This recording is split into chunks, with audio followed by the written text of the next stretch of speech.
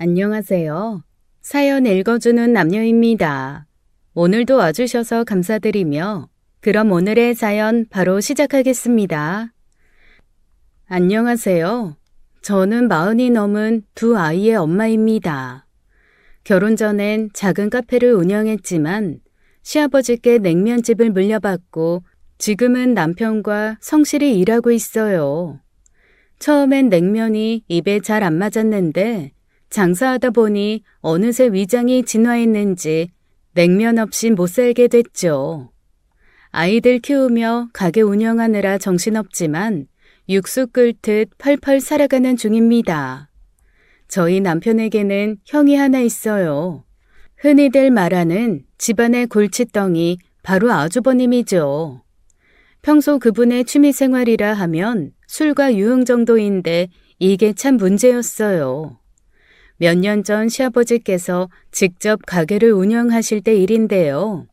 아주버님은 매일같이 나타나 밥을 공짜로 드시고 반주까지 마시고 가셨습니다.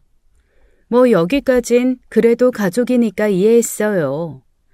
시아버지께서도 아무 말씀 안 하시니 저도 가만히 있었죠.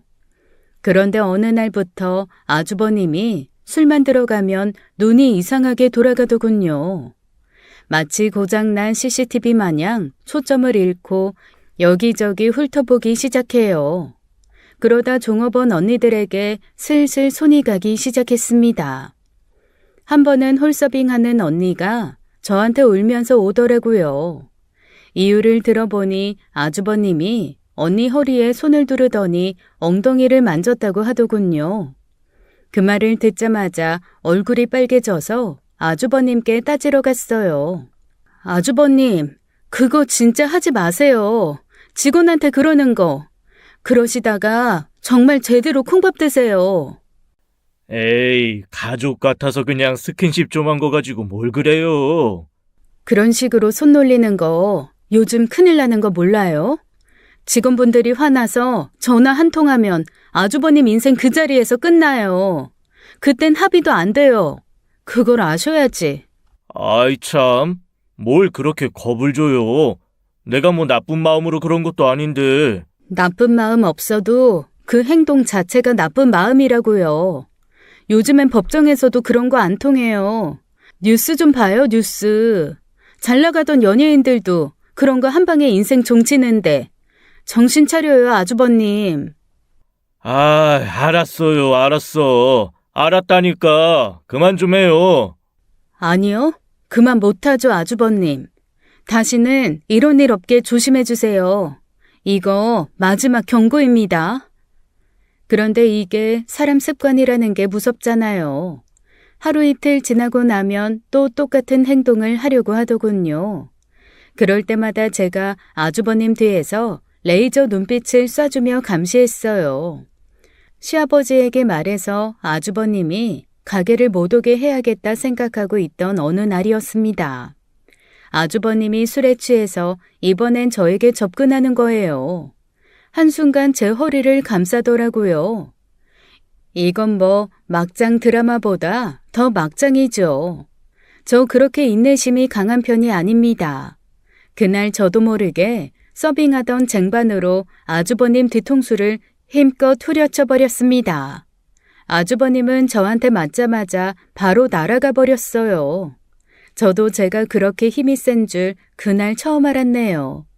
아마도 제 안에 숨겨져 있던 초능력이 그날 발휘된 것 같더라고요. 그 사건 이후 아주버님은 병원에서 머리를 몇 반을 꿰맸습니다. 그때 생긴 상처가 지금까지도 아주버님의 뒷머리에 남아있죠. 뭐랄까 아주버님의 뒤통수를 볼 때마다 제 작품을 보는 듯한 미묘한 뿌듯함도 들긴 합니다만 아주버님과 제 사이에선 어색함만 남았어요. 시부모님께서도 아주버님 사고 소식을 들으시고 처음엔 많이 놀라셨습니다. 하지만 이유를 모두 들으시고는 오히려 저를 위로해 주셨어요. 네가 얼마나 놀랐겠냐? 죄송해요, 아버님, 어머님. 제가 너무 욱해서. 너 잘못한 거 하나도 없다. 지환이 저놈이 미친놈이지. 그래, 네가 그만큼 참아준 것만 해도 고맙지. 오히려 우리가 너한테 더 미안하다. 맞아. 그러니까 괜히 마음 쓰지 말고 오늘은 얼른 들어가서 쉬어라. 역시 공정함은 시댁에도 존재하더군요. 남편 역시 저한테 잘했다고 했습니다. 자기 속이 다 시원했다고요. 저 남자랑 결혼하길 잘했다 싶었죠. 한 번은 또 이런 일이 있었습니다. 그날은 정말 평범한 날이었어요. 남편은 시아버지 심부름이 있어서 가게 정리를 하고 먼저 시댁에 갔죠. 저도 마무리를 하고는 기분 좋게 가게 문을 닫았어요. 그런데 집에 가다 보니 제 가방이 안 보이더라고요. 어디다 두었나 생각하다가 가게에 두고 온 게 생각났어요. 급하게 다시 가게로 뛰어갔죠. 분명 가게 문을 제대로 닫았는데 가게 안에서 불빛이 희미하게 새어나오고 있었어요. 순간 도둑이 든 건가 싶었죠. 육수 냄비라도 훔쳐가는 걸까? 긴장감에 조심스럽게 문을 살짝 열어보았는데 저 진짜 끔찍한 걸 보고 말았지 뭡니까? 아주버님이 글쎄 어떤 여자와 열정적으로 관계를 맺고 계시더라고요. 제가 순간적으로 본 장면이 너무 적나라해서 눈을 씻고 싶었습니다. 차라리 양파 까던 손가락을 눈에 넣는 게 덜 고통스러웠을 거예요. 가게에서 이런 일이 있을 거라곤 상상조차 못했기에 제 심장도 잠시 정지된 것 같았어요. 저는 놀라서 얼른 문을 닫고 조용히 밖으로 나왔죠. 아니 모텔도 있고 숙박시설도 많은데 굳이 왜 남의 식당에서 이러시는 걸까요? 뭐 육수 냄새가 나야 흥분되는 특이한 취향이라도 있는 걸까요? 정말 이해가 안 됐습니다. 여보, 우리 가게에 모텔로 업종 변경된 거 알아? 어? 아이, 그게 무슨 말이야? 나 진짜 눈 썩을 뻔했어. 가게에서 아주버님이 여자 불러서는 아주 별짓을 지금 다 하고 있어. 완전 러브하우스 오픈하셨더라. 뭐? 아우, 이 인간을 가만 안 둬. 여보, 진정해. 지금 가서 뭐하게? 가서 냉면 육수라도 뿌려버리고 와야지. 정말 미쳤나? 가게에서 뭔 짓이야? 됐어. 당신 거기서 냉면 육수 뿌리면 진짜 뉴스 나온다. 각오했어. 인터뷰하지 뭐. 가족이기에 더 분노했습니다. 라고. 그럼 각오하지 말고 얼른 앉아. 일단 내 눈부터 치료해줘. 지금 정신적 실명 상태야. 다음 날부터 냉면집 테이블을 닦을 때마다 그 장면이 자꾸 떠올라서 괜히 더 열심히 소독을 하게 되더군요. 위생관리가 철저해진 계기랄까요? 세상에 위생교육을 이런 방식으로 받게 될 줄은 몰랐어요. 아무튼 그 사건 이후 저는 아주버님만 보면 저도 모르게 눈길을 피했습니다. 가게에서 아주버님의 충격적인 취향을 목격하고 난 뒤로 일주일이 흘렀어요. 저는 어떻게든 잊으려고 했었죠. 하지만 그게 참 쉽지 않더라고요. 그러던 어느 날 갑자기 가게 문이 벌컥 열리더니 낯선 남자가 들어왔어요.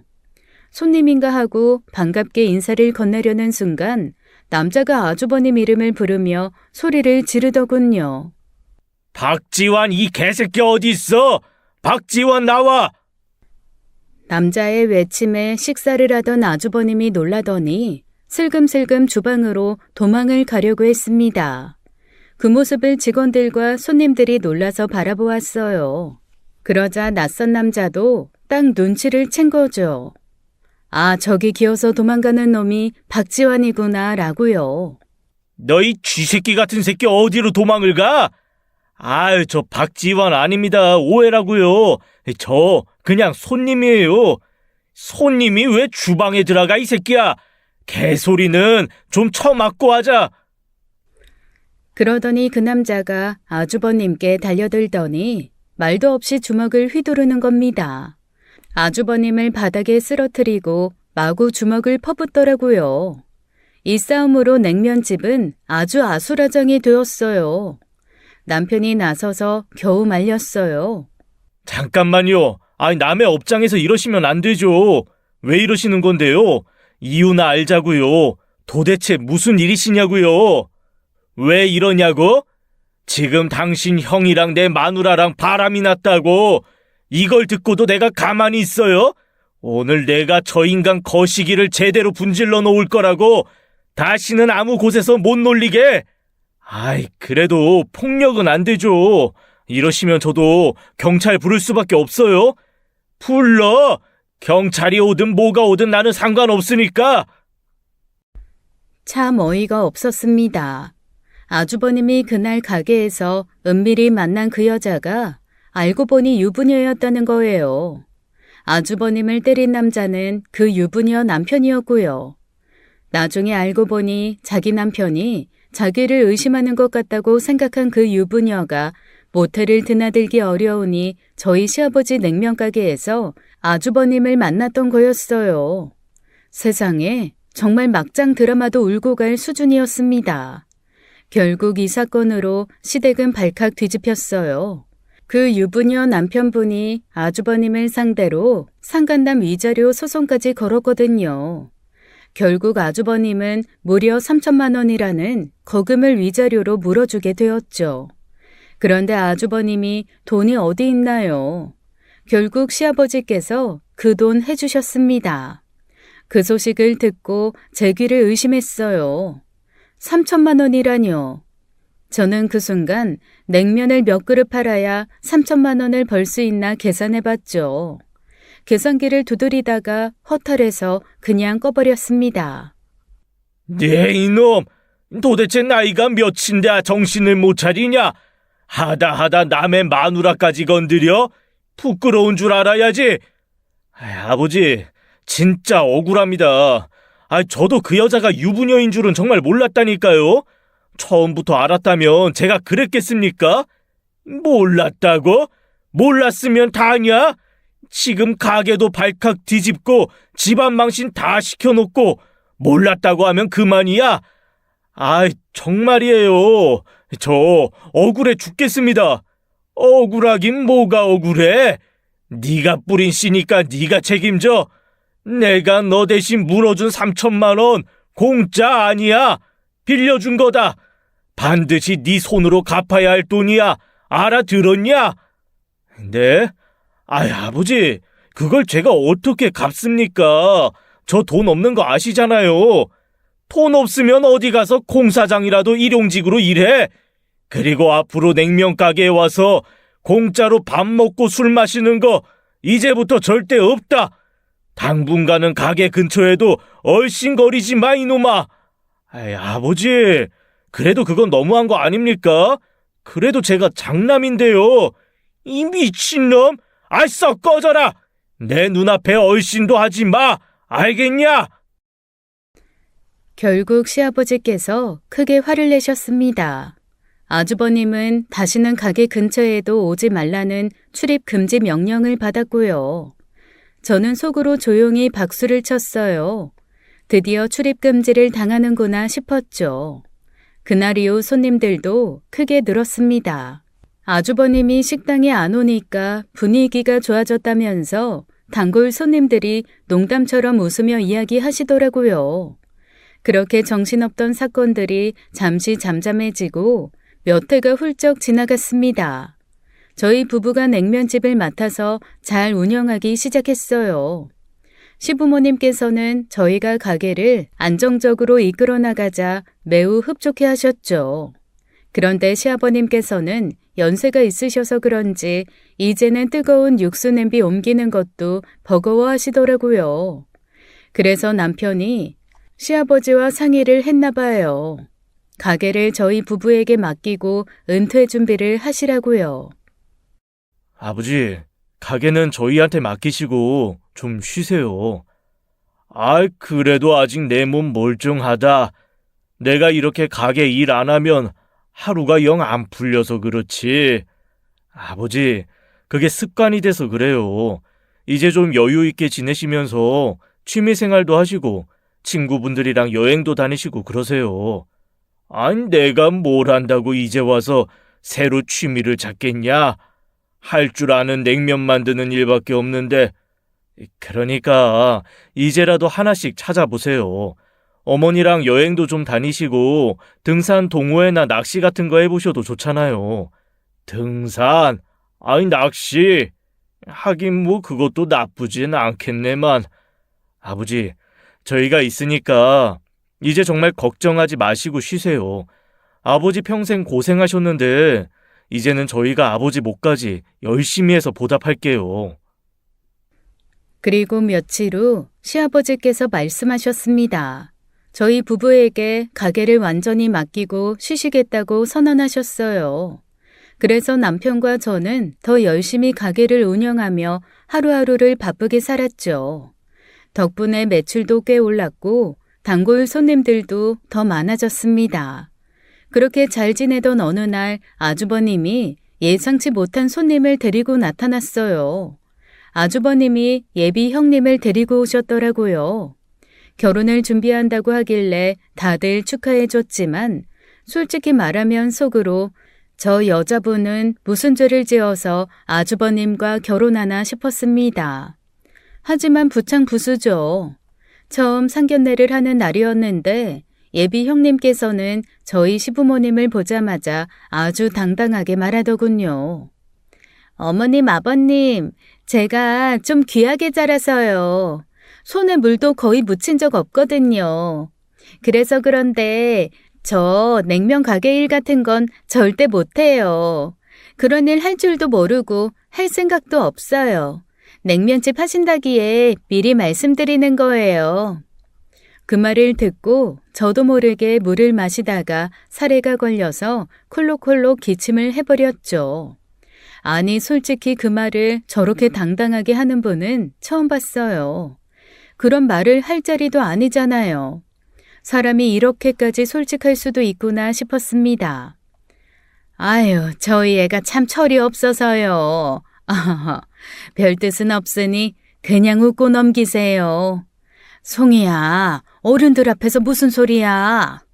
괜찮습니다. 처음부터 잘하는 사람이 어디 있겠어요. 조금씩 익숙해지면 다 할 수 있겠죠. 저기요, 제가 말을 정확히 전달 못했나요? 저는 그런 가게 일 같은 거 안 해요. 안 할 거라고요. 익숙해질 생각도 없다고요. 김송이, 넌 어디 시어머니 되실 분한테 저기요가 뭐야, 저기요가? 내가 뭐? 맞아요, 형님. 냉면 가게 일 아무나 하는 거 아니에요. 손님한테 친절할 줄도 알아야 하고 눈치도 있어야 하고요. 무엇보다 예의라는 게 기본적으로 있어야 하거든요. 형님 보니까 안 하시는 게 맞겠네. 뭐라고요? 지금 저보고 눈치도 없고 예의도 없다는 거예요? 어머, 제 말이 그렇게 들리세요? 저는 그냥 냉면 장사 기준으로 말씀드린 거예요. 형님이 그렇게 발끈하시면 오해 생기겠다. 제 말에 형님은 얼굴이 빨개져서는 그 뒤 상견례 내내 조용히 있더라고요. 참 어른들 앞에서 예의도 없는 사람이구나 싶었죠. 어쨌거나 아주버님은 무사히 결혼을 했습니다. 이제 아주버님도 한 가정의 가장이 되었으니 정신 차리고 잘 살기를 바랐죠. 그런데 시아버지 냉면가게 출입금지를 당한 아주버님이 결혼하고 얼마 안가 가게 근처에 나타나기 시작했어요. 형님하고 함께요. 두 사람이 가게를 자꾸 기웃거리는 모습을 보니 묘하게 불안해지더라고요. 혹시나 시부모님께서 가게를 저희한테 준 걸 보고 질투해서 또 이상한 생각을 하진 않을까 싶어서요. 아주버님이 지금까지 보여준 모습을 생각하면 충분히 가능한 일이었습니다. 그래도 저는 최대한 좋게 생각하려고 노력했어요. 하지만 혹시나가 역시나더군요. 아주버님 부부는 역시나 저희의 기대를 저버리지 않았습니다. 어느 날 느닷없이 하는 말이 자기들에게 냉면 가게 수익에서 매달 300만 원씩 지원금을 달라는 거예요. 이유가 정말 기가 막혔어요. 시아버지가 운영했던 냉면집에서 나오는 수익이니 본인에게도 권리가 있다나요? 저희 부부는 순간적으로 말문이 막혔어요. 시아버지도 당황하신 표정으로 고개를 저으셨죠. 아버지, 저도 이제 결혼해서 가정 꾸리고 사는데 매달 생활비는 있어야죠. 가게도 잘 되는데 거기서 매달 300만 원 정도는 저희한테 지원 좀 해주세요. 맞아요, 아버님. 어쨌든 그 냉면 가게가 아버님 가게니까 이희한테도 지분이 있는 거죠. 어떻게 도련님한테만 돈을 주세요? 뭐라고? 지금 너희들 뭘 착각하는 모양인데 그 가게는 이제 나하고 상관없다. 이미 지훈이네한테 맡긴 지 오래야. 그리고 가게에서 나온 돈은 지훈이네가 열심히 벌어서 번 돈이지. 너희가 무슨 권리로 손을 벌리냐? 아버지, 그래도 저도 아들 아닙니까? 동생만 자식이고 저는 자식 아니에요?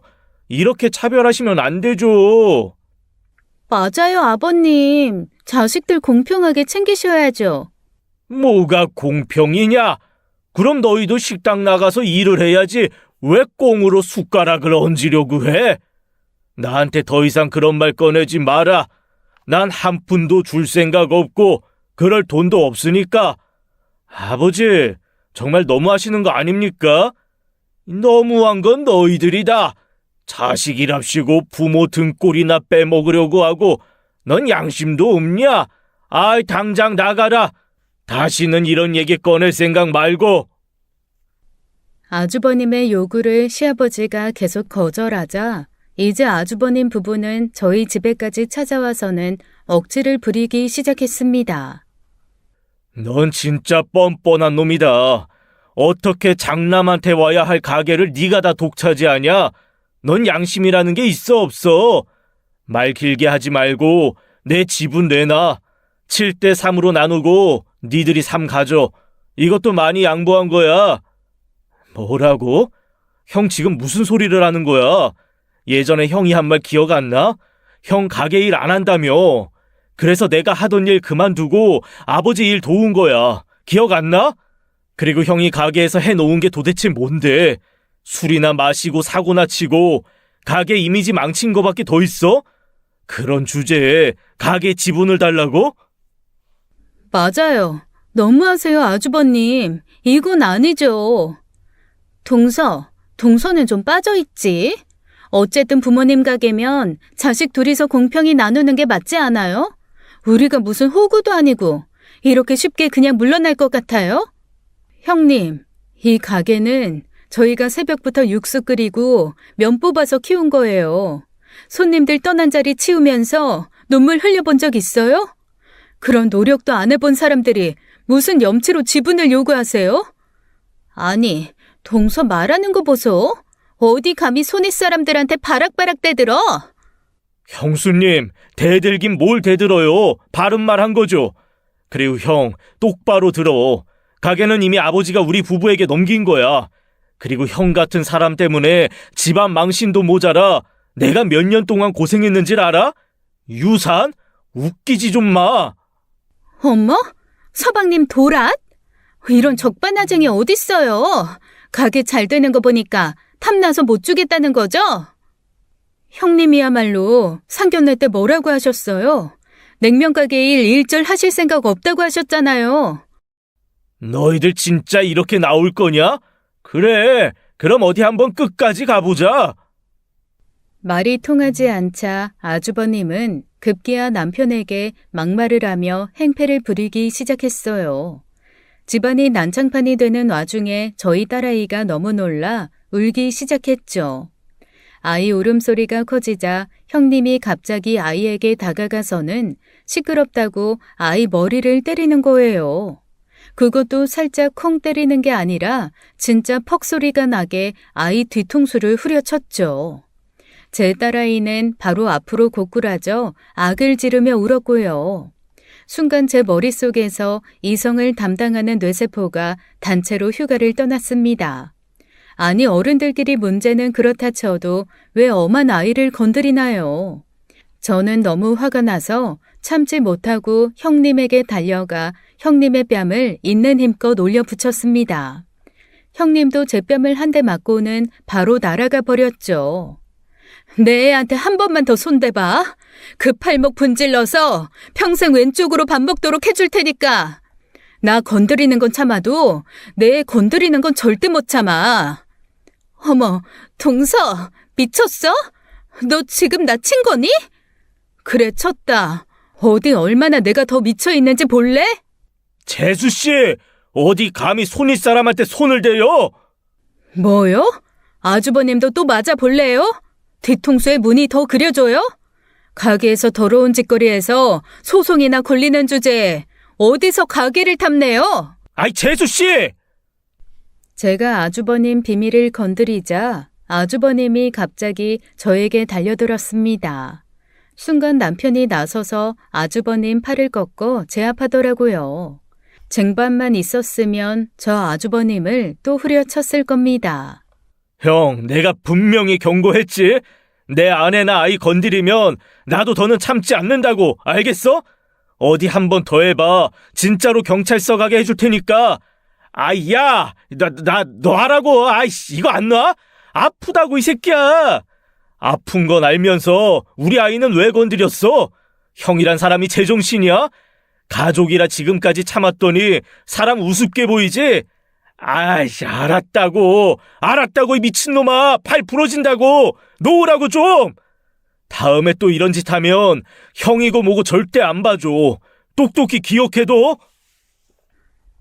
정말이지 저희 집은 막장 드라마를 찍고 있더군요. 그 난리법석을 치르고 나서 이제 아주버님 부부가 더는 나타나지 않을 거라고 생각했습니다.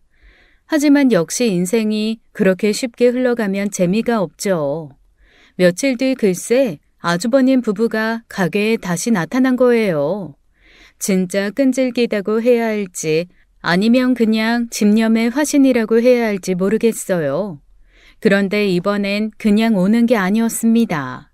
아버지, 저 냉면집에 내일부터 출근할 테니까 다른 직원들처럼 월급 챙겨주세요. 순간 저는 귀를 의심했습니다. 지금껏 일을 하라고 해도 그렇게 미꾸라지처럼 요리조리 피하더니 갑자기요? 솔직히 놀랍진 않았어요. 사람이 한결같다는 건 정말 아주버님을 두고 하는 말이 아닐까 싶었어요. 저도 이제 결혼했으니 책임감 갖고 살아야죠. 제가 이래봬도 한 집안의 가장 아닙니까? 냉면 가게에서 일하면서 월급 받고 떳떳하게 생활비 벌게 해주세요. 네가 일을 하겠다고? 너한테는 미안하지만 그 말을 내가 고지고대로 믿기 어렵구나. 그동안 네가 보여준 게 있어서 말이다. 아버지, 사람은 변하는 겁니다. 저라고 언제까지 철없이 살겠습니까? 이제부터 정말 마음 잡고 제대로 일 한번 해보려고요. 저 한 번만 믿고 기회를 주세요. 제발 부탁이에요, 아버지. 형, 또 무슨 꿍꿍이야. 갑자기 왜 이러는지 모르겠네. 아버지, 정말 괜찮겠어요? 이에 시아버지께서는 한숨을 깊게 쉬시며 오래 고민을 하셨습니다. 아무리 아픈 손가락이라지만 자식이 저렇게까지 말하는데 한 번의 기회를 안 줄 부모는 없겠죠. 결국 시아버지께서는 아주버님을 한번 믿어보기로 했습니다. 그래, 이번만큼은 믿어보자. 어쨌거나 이제 가정도 생겼는데 언제까지 밖으로 돌게 할 수도 없지 않겠냐. 대신 이번이 마지막 기회다. 네 동생 말 잘 듣고 너도 잘해봐라. 예, 아버지, 절대 실망 안 시켜드릴게요. 이번엔 정말 제대로 합니다. 그렇게 시아버지께선 결국 아주버님을 한번 믿어보기로 하셨습니다.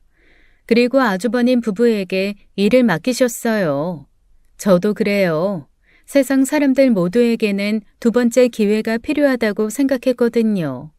하지만 아주버님은 그 두 번째 기회를 이상하게 이용했어요. 가게에 출근하기 시작한 아주버님 부부 덕분에 냉면집은 점점 이상한 분위기가 되어갔습니다. 분명히 직원으로 들어온 아주버님이 카운터에만 딱 붙어 앉아서 계산만 하고 있더라고요. 그러니 손님들도 하나둘 묻기 시작했어요. 어라? 사장님 바뀌었어요? 원래 여기 일대 사장님 아드님이랑 며느리분이 하시던데. 아, 그 사람들이요? 아, 걔들 제 동생인데 그냥 여기 직원이고요. 제가 장남이라 이 가게 맡아서 사장으로 운영하고 있습니다. 앞으로 잘 부탁드려요. 그래요? 그 부부가 참 잘했는데. 그럼 완전히 사장님이 새로 맡으신 거예요? 예, 그렇죠. 앞으로 맛이며 서비스며 제가 확실히 책임지겠습니다. 걱정 마시고 계속 찾아주세요. 이상하네. 얼마나 어이가 없던지요.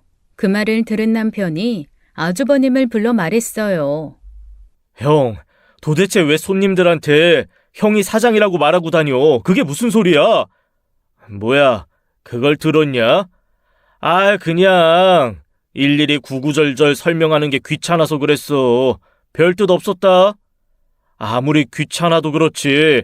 형이 그런 말 하고 다니면 손님들이 진짜 오해한다고. 가게 운영하는 게 장난이야? 아, 오해 좀 하면 어때? 어차피 같은 집안인데 그런 거 신경 쓸 필요 있냐? 형, 내가 분명히 말하는데 다시는 그런 식으로 말하지 마. 괜히 쓸데없는 오해 만들지 말고 앞으로는 조심해줘. 그런데 문제는 그뿐만이 아니었습니다. 이번엔 형님이 문제였어요.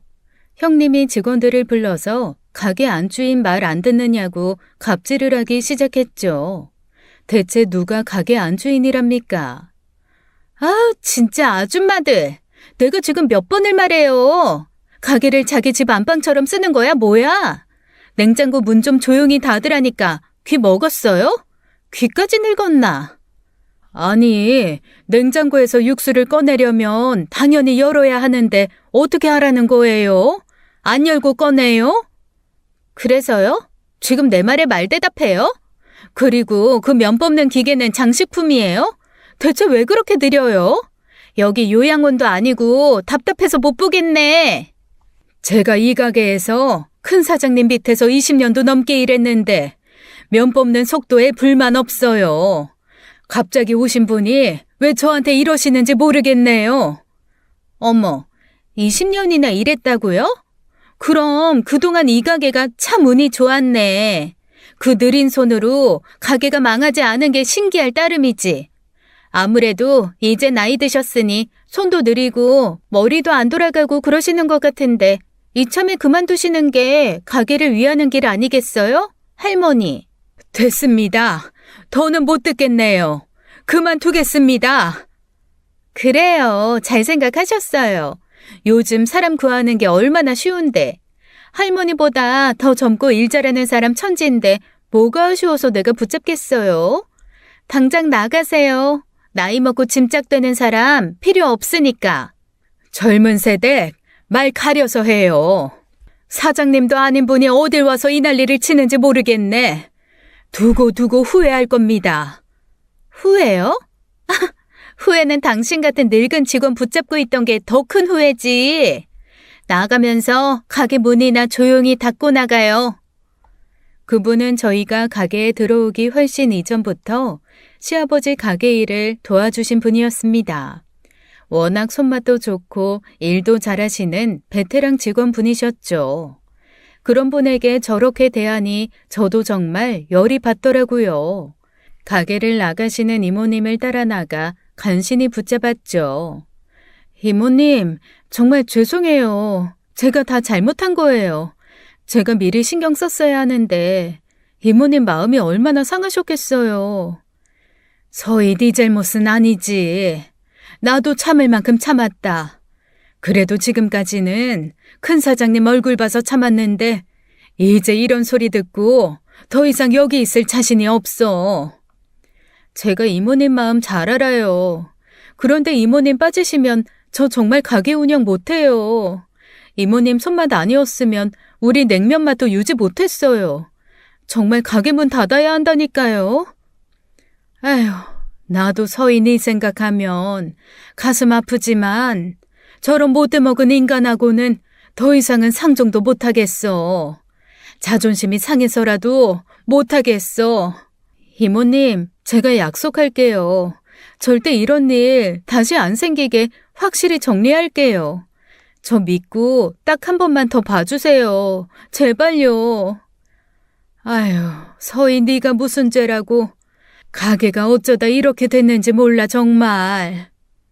이모님, 우리랑 그동안 쌓아온 정 생각해서라도 딱 한 번만 더 믿어주세요. 저 이모님 없으면 못해요. 아휴, 몰라. 네 얼굴 보고 이번 한 번만 더 참는 거야. 대신 다음에 또 이런 일 생기면 그때 나도 어쩔 수가 없다. 정말 감사해요, 이모님.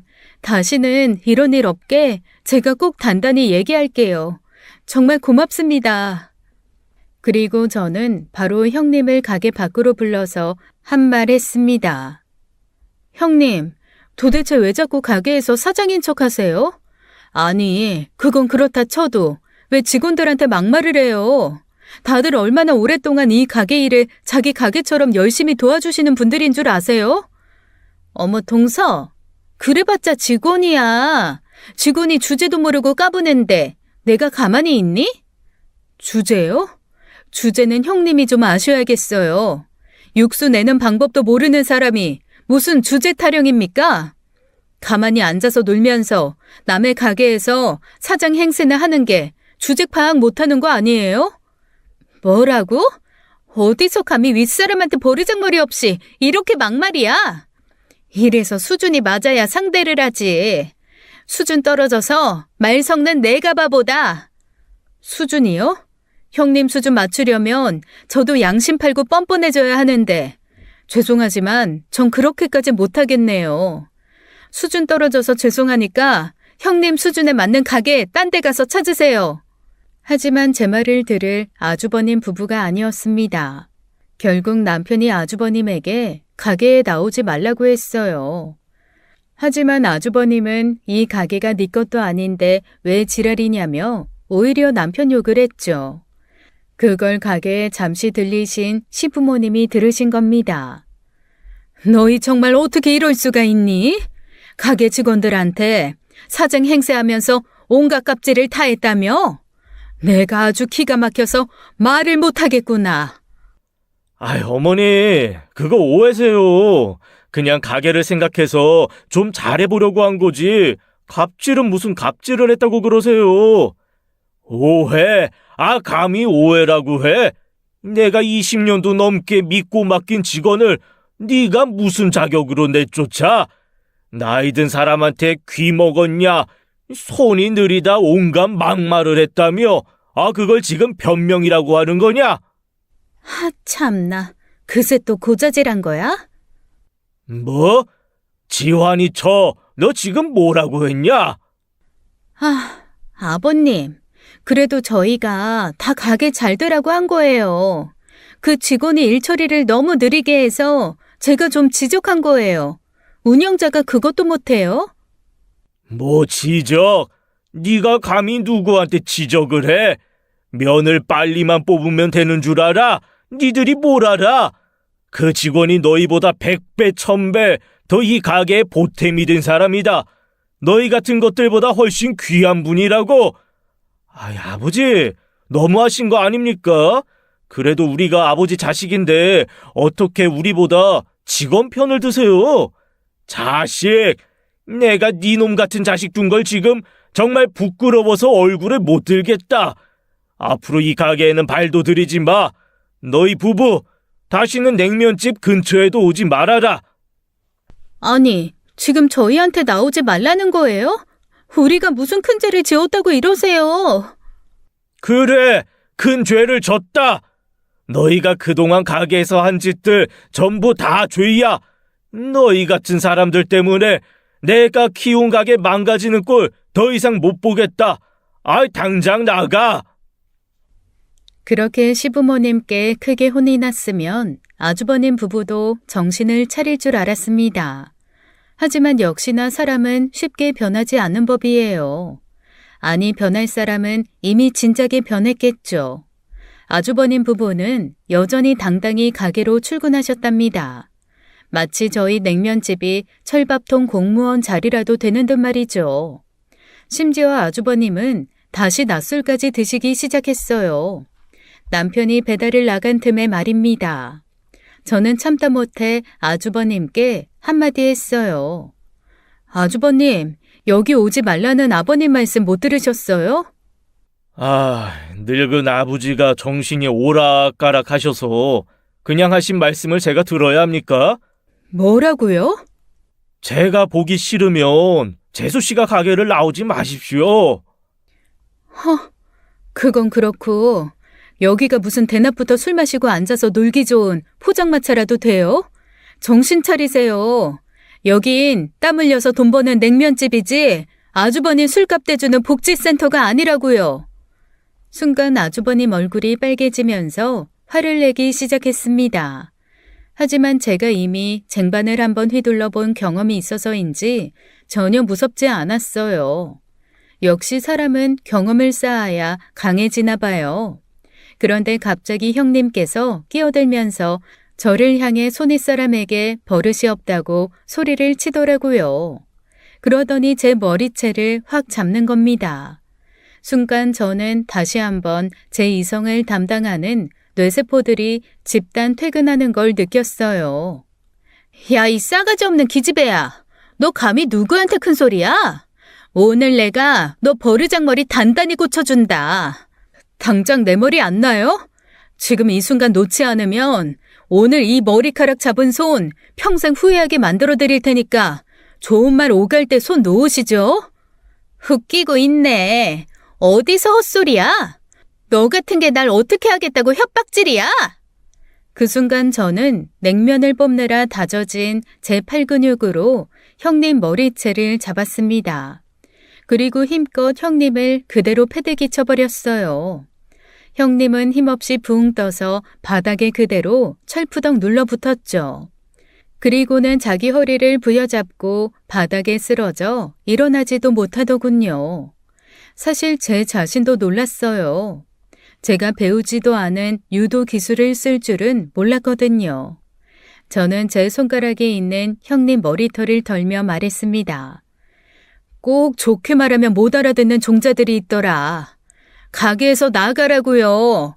한국말 못 알아들어요? 제가 형님을 집어던지자 아주버님이 욕을 하며 자리에서 일어섰어요. 그때였어요. 이 미친놈의 새끼가 여기가 어디라고 기어와서 행패질이야? 당장 내 가게에서 안 나가냐? 두 사람 다 내 눈앞에서 지금 당장 꺼져! 시아버지께서 산책 삼아 가게로 오셨다가 그 장면을 다 보신 거였습니다. 결국 시아버지께서 아주버님 부부를 그 자리에서 내쫓으셨어요. 오늘부터 너희 둘, 이 가게 문턱도 넘지 마라. 내가 살아있는 한 다시는 이 가게 발도 들이지 마라. 알아들었어? 그날 시아버지의 목소리는 냉면가게 천장을 뚫고 하늘까지 닿았을 거예요. 배달을 다녀온 남편도 이 사실을 알고는 정말 크게 분노했죠. 하지만 아주버님 부부의 만행은 여기서 끝이 아니었답니다. 시아버지에게 가게에서 쫓겨난 이후 다음 날이었어요. 형님의 친정 부모님께서 직접 가게로 찾아오셨습니다. 그것도 아주 비장한 표정으로 말이죠. 마침 그때 가게에 시부모님께서 오셔서 식사 중이셨거든요. 형님 부모님은 대뜸 시부모님께 정말 말도 안 되는 요구를 하시더군요. 사돈어른, 자식이 둘이면 유산도 정확히 반으로 나눠줘야 하는 거 아닙니까? 냉면가게 딱 절반으로 나눠서 우리 딸내미한테 지분을 주세요. 이게 뭐 어려운 요구도 아니고 당연한 거 아닌가요?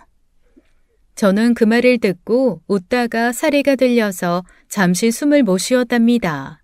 저희 시댁 냉면집이 무슨 피자도 아니고 어떻게 반을 정확히 나누라는 건지 정말 기가 막혔어요.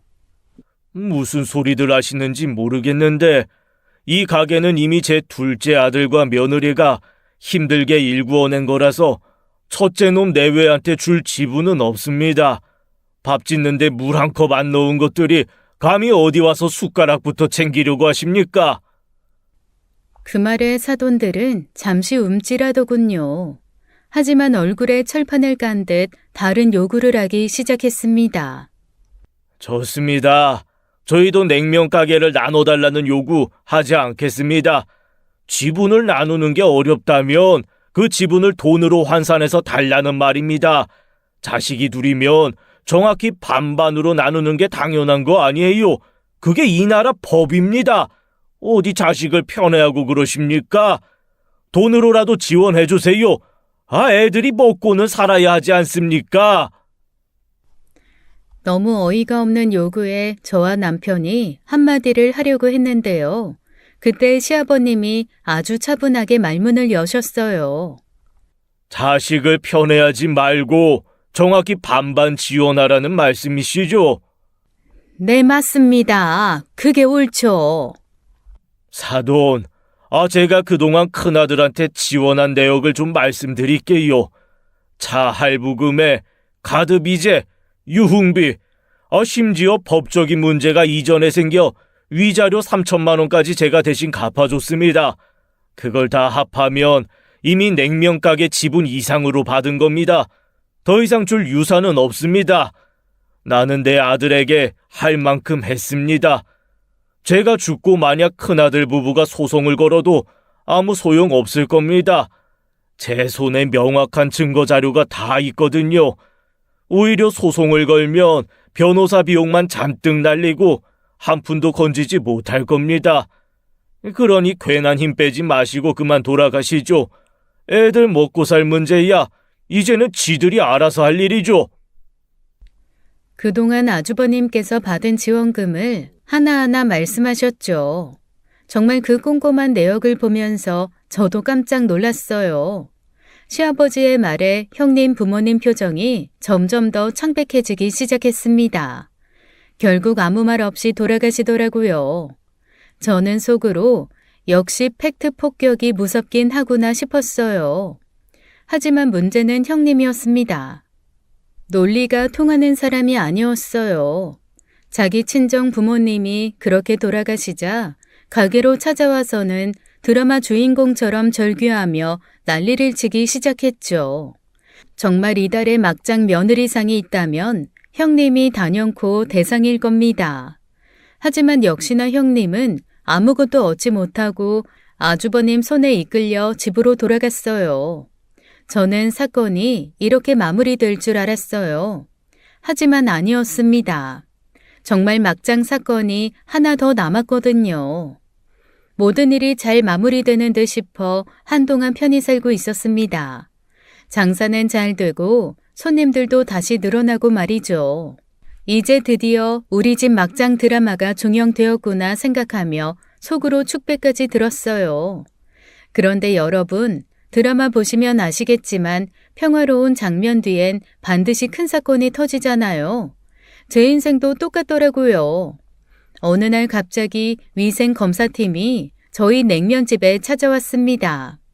사실 위생검사야 정기적으로 있는 거라 별로 걱정 안 했어요. 제가 워낙 깔끔하게 관리하니까요. 그런데 그날 냉장고 문을 열자마자 저는 경악을 금치 못했습니다. 냉장고 구석에서 제가 한 번도 본 적 없는 오래돼서 색깔도 변한 고기가 떡하니 들어있는 거예요. 이게 고기가 맞긴 한 건가 차라리 화석 아닌가 싶을 정도였거든요. 순간 위생검사팀 직원 얼굴도 굳어버리고 말았죠. 아니, 저희는 진짜 이런 고기 본 적도 없고 누가 냉장고에 넣었는지 전혀 모르겠습니다. 이게 어떻게 된 일인지 정말 모르겠어요. 저희 정말 억울합니다.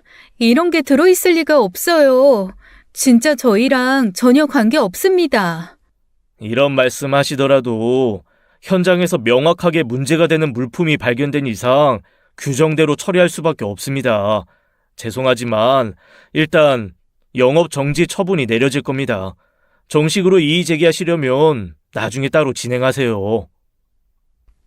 결국 저희 가게는 영업정지 처분이 내려졌습니다.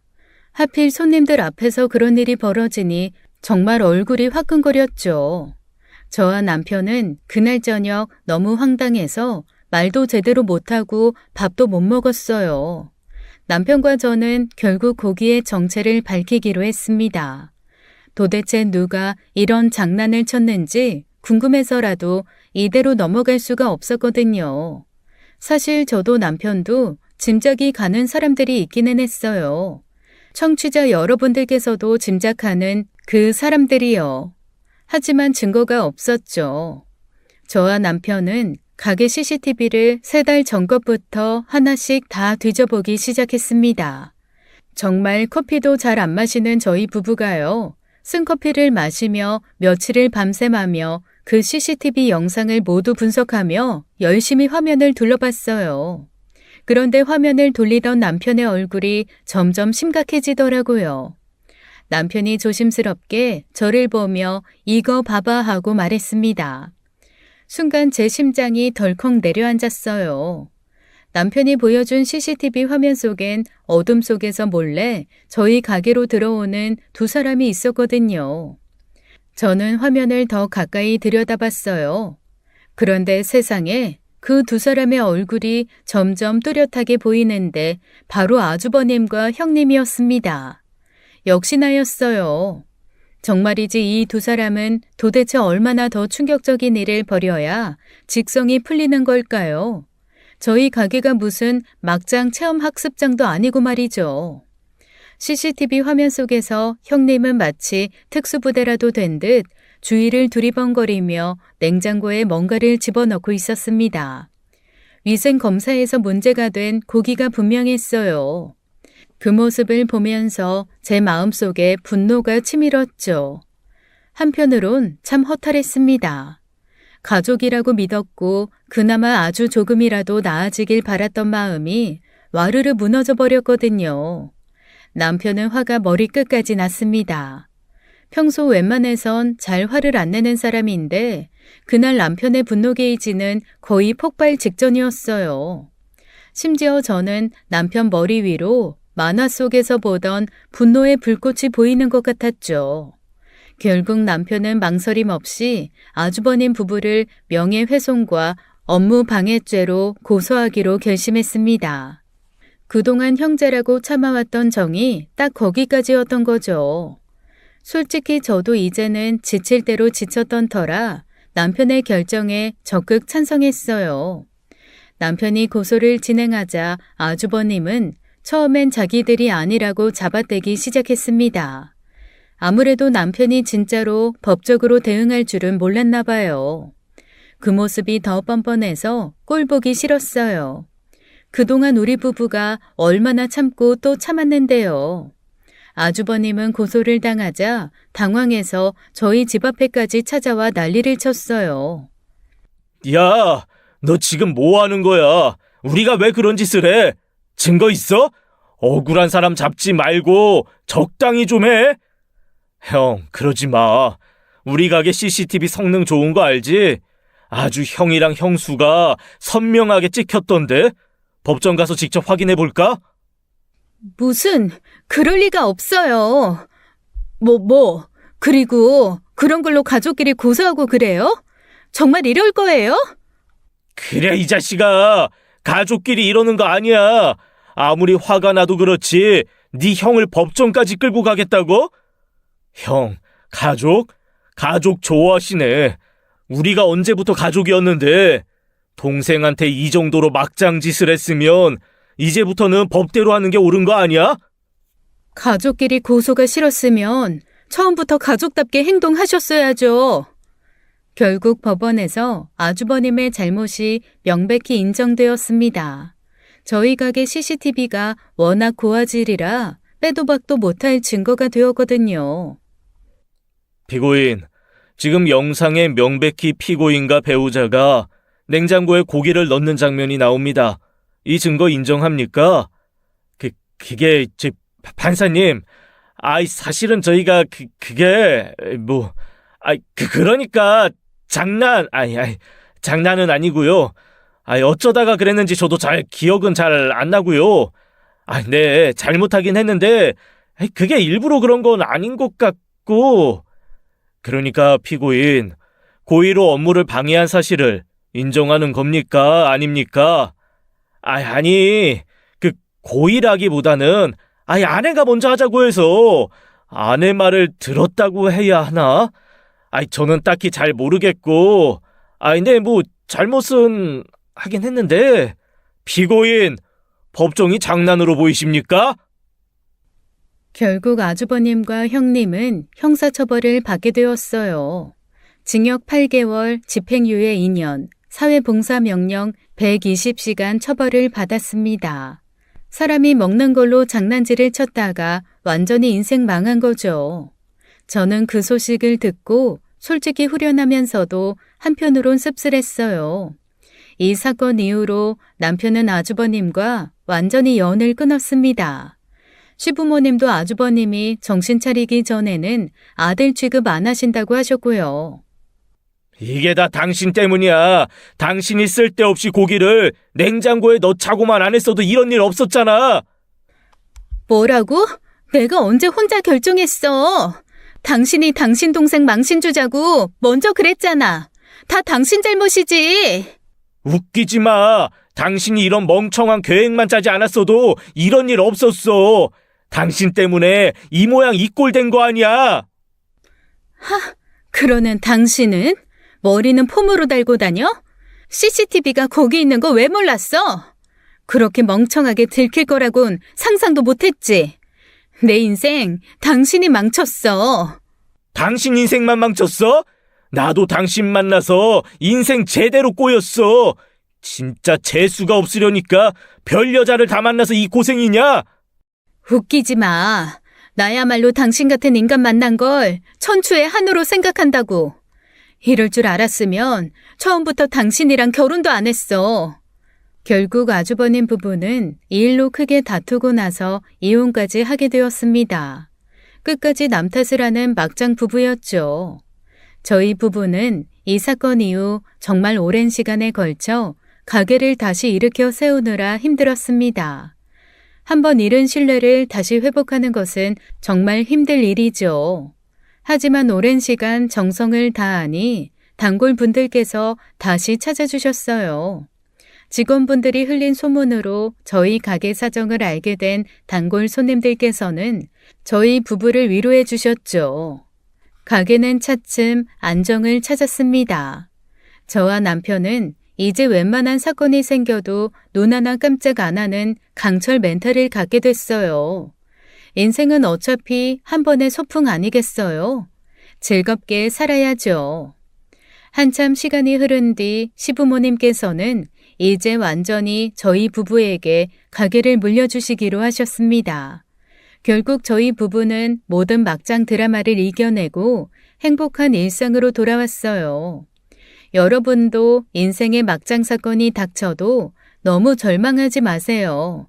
막장 드라마도 결국 해피엔딩으로 끝날 때가 있으니까요. 그러니 오늘은 시원한 냉면 한 그릇 하시면서 모든 고민을 날려버리세요. 제 사연 들어주셔서 감사합니다. 지금까지 사연 읽어주는 남녀였습니다. 끝까지 시청해주신 여러분 감사드리며 저희는 다음 사연으로 돌아올게요. 감사합니다.